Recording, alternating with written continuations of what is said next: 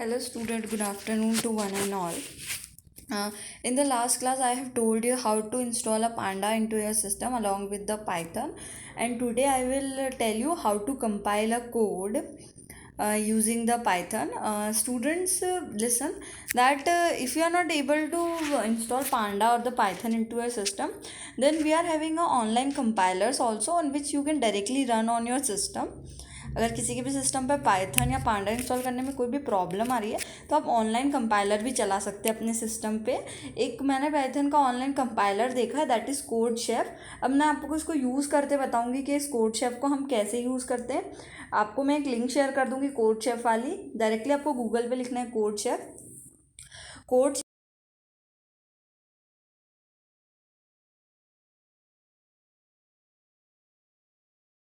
करेंगे कि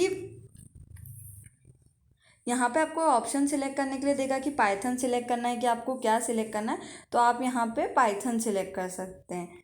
okay students, अब नेक्स्ट थिंग हमने यहाँ पे पाइथन सिलेक्ट कर दिया। अब हम हमारा सबसे पहला प्रोग्राम बनाएंगे। तो कि कल मैंने आपको बताया था कि सबसे पहला प्रोग्राम कैसे बनाते हैं, दैट इज सबसे पहले हम इम्पोर्ट लिखते हैं, इम्पोर्ट पांडास एसपीडी, मैंने आपको बताया था। ठीक है, ये हमारी लाइब्रेरी है जिसको हम इम्पोर्ट करते हैं। अब हम क्या करेंगे, हम सीरीज़ का ऑब्जेक्ट बनाएंगे। समटाइम्स ऐसी एरर आ सकती है, आप एंटर करें तो कोई प्रॉब्लम नहीं, आप उसको हटा दीजिए, आपको जितनी वैल्यू लेनी है आप ले सकते हैं पीडी। देन हम नेक्स्ट लाइन पे गए। ठीक है, अब हमने यहाँ पे क्या लिखा है, अब हम यहाँ पे लिखेंगे हमारा सबसे पहला हमने हमारा S1 ऑब्जेक्ट बनाया जिसके अंदर हम क्या लिखेंगे, pd.series जो भी वैल्यू हमको प्रिंट करानी है, चाहे वो नंबर हो, चाहे वो स्ट्रिंग हो, चाहे वो कैरेक्टर हो, वो करवाएंगे। तो हम यहाँ पे क्या प्रिंट कराना चाहते हैं, 4,6,8, हम एक सीरीज़ प्रिंट कराना चाहते हैं नंबर्स की।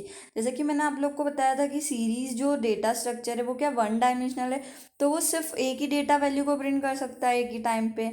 ठीक है, अब इसको देखो, हम अब देखना चाहते, प्रिंट कराना चाहते कि कैसे हमारा सीरीज ऑब्जेक्ट प्रिंट होगा। तो अब हम इसके अंदर एक स्ट्रिंग लिख देते हैं जिससे कि हमको पता चलेगा कि कैसे प्रिंट हो रहा है। तो हमने क्या लिख दिया, प्रिंट सीरीज ऑब्जेक्ट। ये जो भी आप प्रिंट के अंदर डबल कोट्स में लिखेंगे वो ऐसा का ऐसा प्रिंट होके आएगा। ठीक है, अब हमको देखना है प्रिंट S1 कि हमने जो S1 में डाला है वो कैसे प्रिंट होगा। तो देखिए, S1 हमने,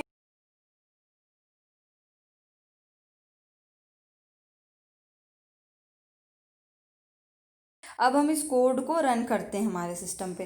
तो जैसे ही हमने इस कोड को हमारे सिस्टम पे रन किया, हमने यहाँ पे क्लिक किया रन पे।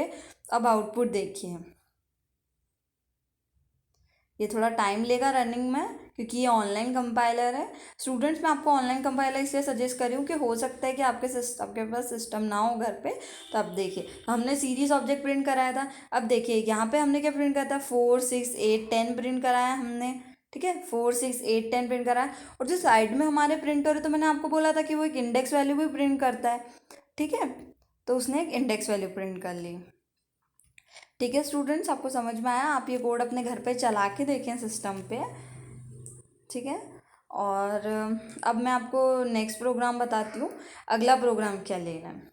सपोज हम चाहते हैं कि हम दूसरी स्ट्रिंग लें, आप इसमें भी चेंजेस कर सकते हैं। मैं आपको एक ही प्रोग्राम के थ्रू चेंजेस करके बता रही हूँ कि एक प्रोग्राम को अलग अलग तरीके से कैसे लिख सकते हैं।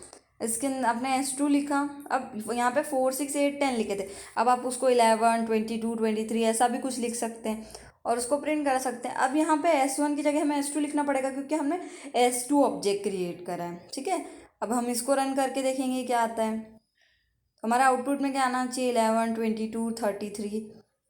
देखिए आउटपुट क्या आता है,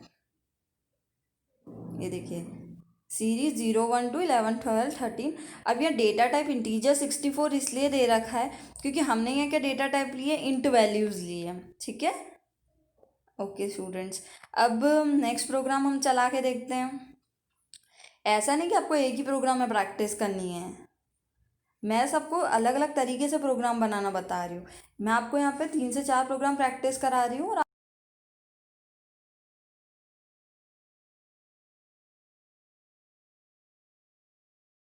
ले लेते हैं। अब हम चाहते हैं कि हम कोई भी कैरेक्टर ले, तो मैंने आपको बताया कैरेक्टर कैसा होता है, सिंगल कोट्स में रहता है। सिंगल कोट्स में हमने लिख दिया सीरीज़ के अंदर 0 H I, कुछ भी लिख सकते हैं आप सिंगल कोट्स में।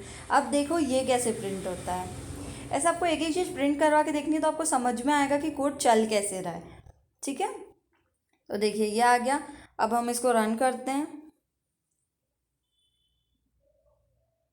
नीचे जाके हम इसको रन करेंगे तो देखिए आउटपुट क्या आता है।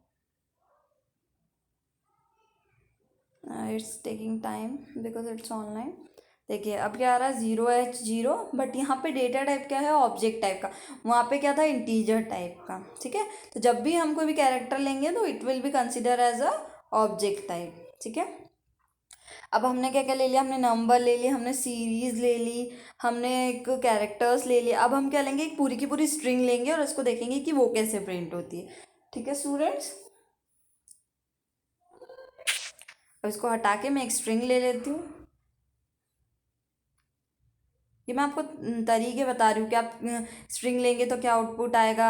देखिए हमने यहाँ पे एक स्ट्रिंग ले ली, आई डबल कोट्स में कॉमा, देन डबल कोट्स में I am, then comma, then double quotes.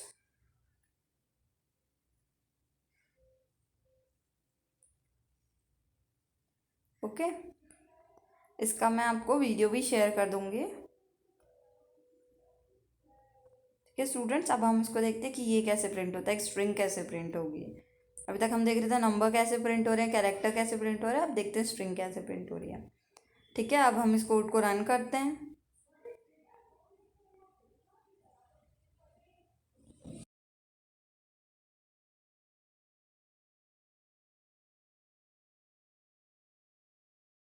Data type भी क्या हो गया, ऑब्जेक्ट टाइप का।